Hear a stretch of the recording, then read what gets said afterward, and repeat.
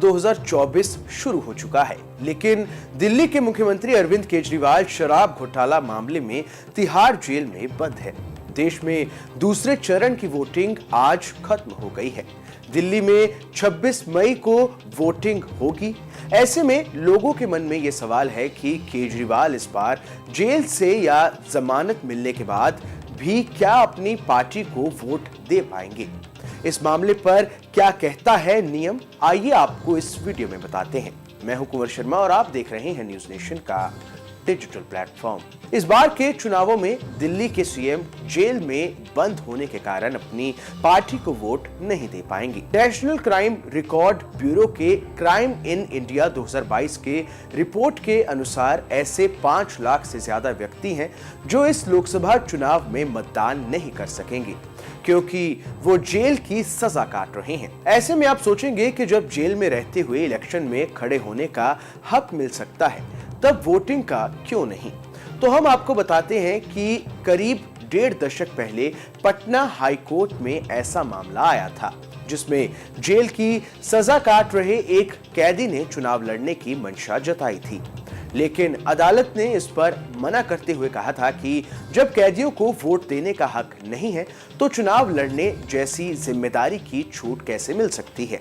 Supreme court ने भी high court के फैसले को मंजूरी दी थी, लेकिन बाद में तत्कालीन यूपीए सरकार ने कानून में बदलाव करते हुए जेल में बंद लोगों को चुनाव में खड़ा होने की इजाजत दे दी थी।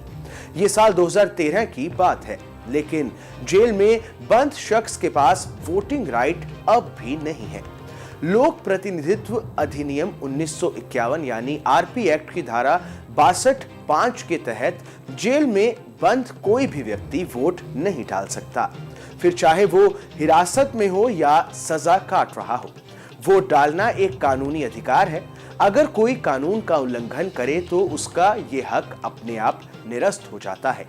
दोषी के अलावा जिन पर ट्रायल चल रहा हो, वे भी इलेक्शन में मतदान नहीं कर सकते। सिर्फ उन कैदियों को छूट मिलती है जो प्राइवेट डिटेंशन में हो, मतलब किसी भी वजह से सरकार को शक हो इसके बाहर रहने से उपद्रव हो सकता है और इसे ही टालने के लिए उसे नजरबंद कर दिया गया हो। ऐसे लोग वोट डाल सकते हैं। इसके लिए उन्हें पुलिस के घेरे में पोलिंग स्टेशन ले जाया जाएगा या फिर उन्हें अपनी पोलिंग डिटेल्स और वोट देने का समय सब पुलिस को बताना होगा ताकि उन पर नजर रखी जा सके।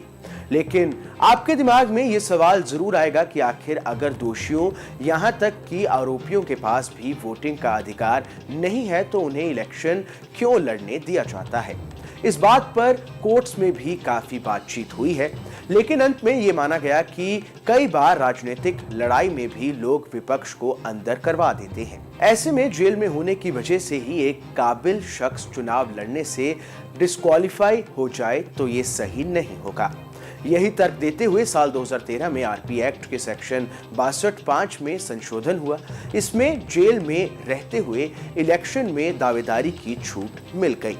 लेकिन अगर 26 मई तक केजरीवाल को जमानत मिल भी जाती है तो भी वो इस बार के चुनावों में अपनी पार्टी यानी कि आम आदमी पार्टी को वोट नहीं दे पाएंगे, क्योंकि इस बार दिल्ली में आप और कांग्रेस के गठबंधन के तहत केजरीवाल के मतदान क्षेत्र यानी चांदनी चौक सीट से कांग्रेस चुनाव लड़ रही है। इस खबर में बस इतना ही। ये खबर आपको कैसी लगी हमें कमेंट कर जरूर बताएं। देश दुनिया की तमाम बड़ी खबरों के लिए देखते रहें न्यूज नेशन का डिजिटल प्लेटफॉर्म।